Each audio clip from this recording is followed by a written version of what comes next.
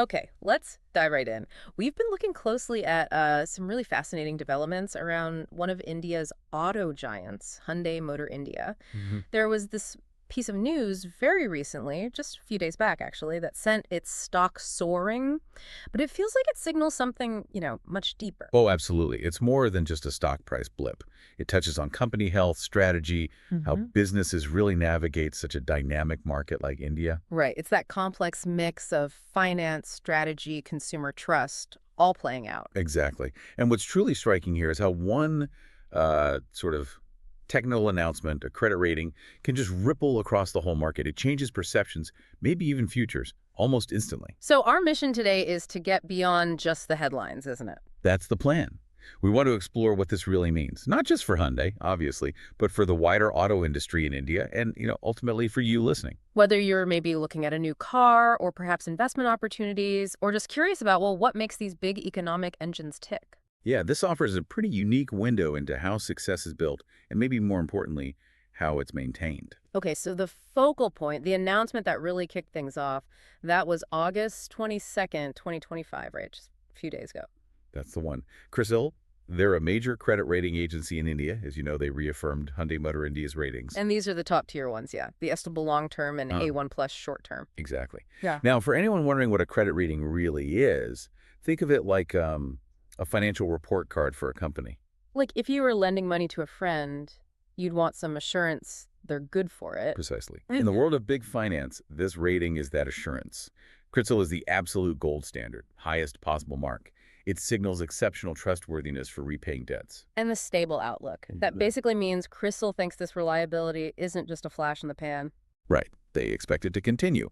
And A1 plus means they're rock solid on short-term commitments too. Things like paying off loans due soon, managing day-to-day expenses. It's like having an impeccable credit score, but for a massive corporation. Okay, so it's a big stamp of approval. But what's the tangible impact beyond just looking good on paper? Well, the real power here is that this isn't just symbolic.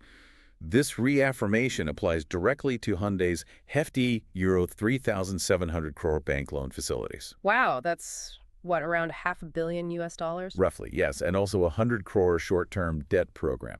These are serious amounts of money. So it means they have secured access to capital for, well, growth, innovation. Exactly. And CRISIL is essentially telling the market, telling lenders, yes, they can manage this responsibly. It's a huge vote of confidence. It signals Hyundai is a reliable cornerstone, even if the economy gets a bit shaky. And the market definitely picked up on that signal, didn't it? Loud and clear. Oh, immediately.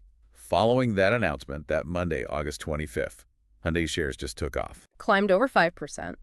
I saw 5.01% specifically, hitting 2,485.90 on the NSE. That's right. And what's interesting, like you hinted at earlier, this has actually snapped a 3-day losing streak for the stock. So it wasn't just good news, it was news that reversed a negative trend. It's like the market breathed a sigh of relief and then cheered. A perfect way to put it. It vividly shows how quickly positive news, especially something solid like a top-tier CRISIL rating, can shift sentiment. Okay, that 5% jump is definitely eye-catching, but market sentiment can be fickle, right? Yeah. What do you think is the real driver behind that enthusiasm? Is it just the rating itself, or did the rating just confirm something investors were already sensing? That's a really important distinction. I think the CRISIL rating was the immediate trigger, no doubt, Yeah. but the level of enthusiasm suggests something deeper. Like an underlying confidence. Exactly. A fundamental trust in Hyundai's financial health, their track record of delivering value, even when things get tough. The market often acts like a giant barometer of investor confidence. And a AAA rating is just such a clear green light. It says, this is a stable, financially sound investment. Investors likely see a company built for the long haul, backed by a healthy balance sheet, plenty of liquidity. It's not just a quick win, it's confidence in their core resilience. So, to really get why CRISIL and the market are so confident, we should probably look under the hood at the financials themselves. Let's do it. Peeling back the layers is key here. Okay, so if we look at the books for the fiscal year ending March 2025, consolidated revenue was just over era's 69,192 crore. Net profit, 5,640 crore. Pretty substantial numbers. They are. Now, they were slightly down from the year before, but still it shows a massive earning capacity, a solid foundation. But here's what really jumped out at me. their debt-to-equity ratio. Ah, yes, always a telling metric. It was remarkably low, 0.05 in 2025. That just screams financial discipline, doesn't it? It absolutely does. I mean, 0.05 is incredibly low. It's not just conservative. You could almost call it a strategic weapon in this industry. So a weapon. Well, think about it. The auto industry needs huge capital investments, right? Right. And it's very sensitive to economic ups and downs. Having almost no debt gives Hyundai incredible agility. So they can pivot faster, invest in EVs, or expand markets without worrying about massive debt payments. Precisely. Compare that to highly leveraged competitors who might be bogged down by debt servicing, maybe more focused on short-term returns to keep investors happy. Hyundai can potentially use economic headwinds to their advantage, seizing opportunities while others are just trying to stay afloat. It's a fortress. And that financial fortress has definitely allowed them to become a major force in India. We know Hyundai Motor India, second largest car maker, right behind Maruti Suzuki. A consistent number 2 for a long time now. And their range is huge. Compacts, SUVs, even EVs now. They're a household name. Just looking at July 2025, figures over 60,000 units sold overall. With a big chunk domestic, but significant exports too. Yeah, almost 44,000 domestic and over 16,000 exported. And we can't really talk about Hyundai in India without mentioning the Creta, can we? Absolutely not. The Creta is a phenomenon, dominating that mid-size SUV segment for, what, a decade now? Since 2015. It really is the benchmark, isn't it? It is. I remember when it launched. Some were skeptical. Could an SUV hold such loyalty outside the usual players? But Hyundai nailed it. They tapped into that aspirational buyer families wanting robust design, urban practicality, but also a bit of a premium feel. It showed they really understood the Indian consumer. Deeply. And that's a powerful intangible asset. Beyond the Creta, look at their strategy, focusing on popular segments like SUVs, which are booming in India, and their early, quite aggressive push into electric vehicles. Aligning with those global sustainability trends. Perfectly. So they're not just meeting current demand, they're actively trying to shape future demand. Innovating in these key areas means they're often setting the agenda, making it tough for slower rivals to catch up without taking huge risks. And these strong ratings, this financial health, it's all underpinning some pretty ambitious future plans, right? Very ambitious. They're talking about a massive euro 32,000 crore investment through 2032. 32,000 crore, that's a huge number over the next, what, 7-8 years? It is. And that capital is earmarked for expanding capacity, strengthening their EV ecosystem, launching a whole bunch of new models. And I saw mention they might even bring their global luxury brand Genesis to India? That would be a bold move into the premium space. You would. A significant play. Now, 32,000 crore through 2032. That's looking quite far ahead. Given the current, maybe slightly softer domestic market and the fierce competition, what's the biggest risk you see with such a long-term, ambitious plan? Especially in a market like India that can be, well, volatile. That's the key question, isn't it? The biggest risk is always market unpredictability.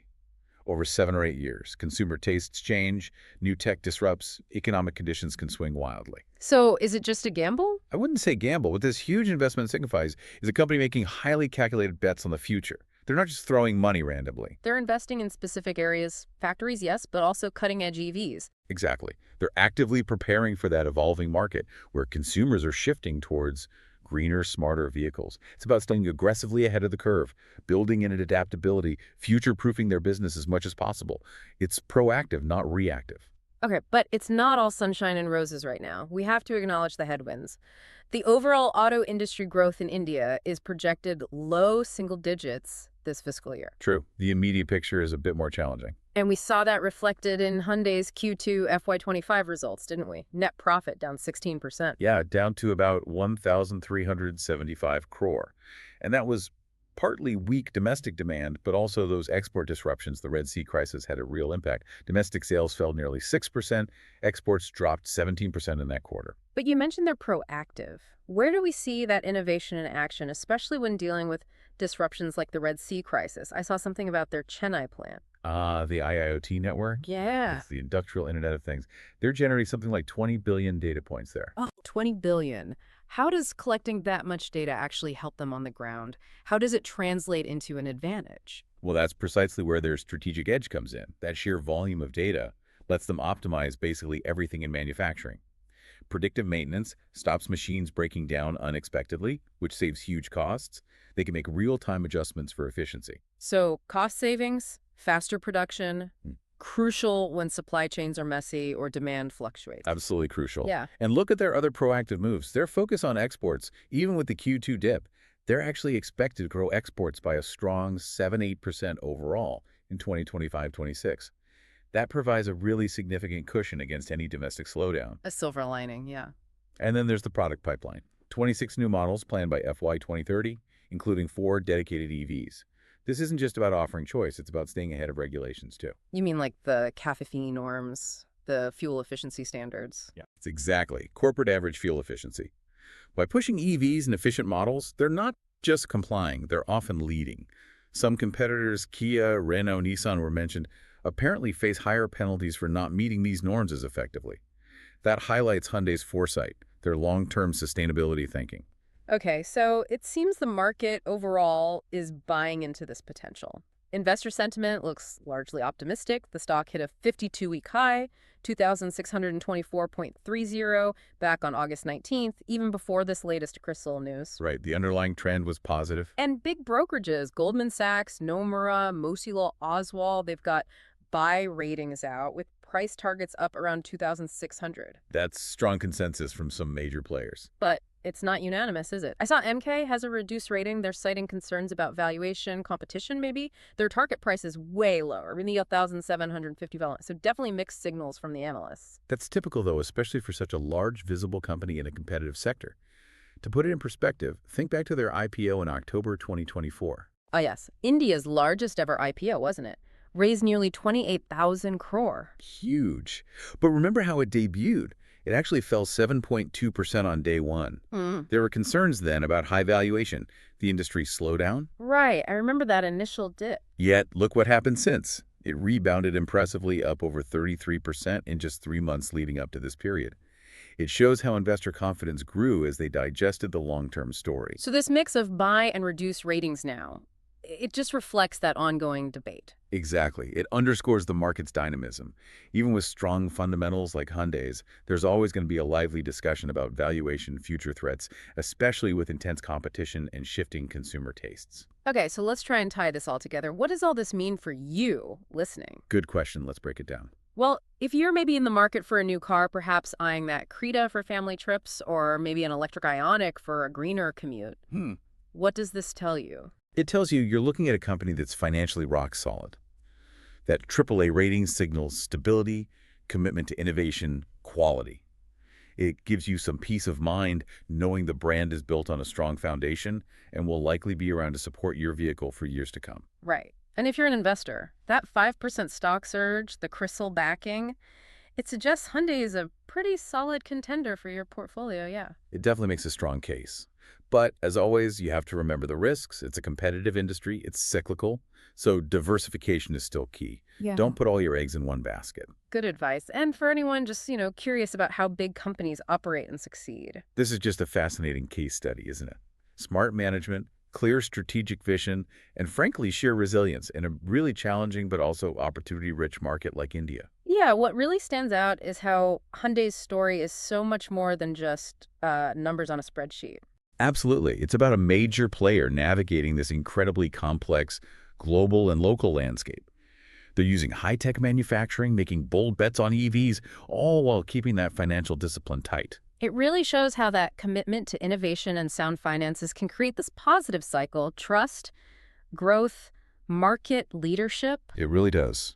A virtuous cycle. So this deep dive, it really highlights how trust, innovation, strategic foresight, how they all come together to build something lasting.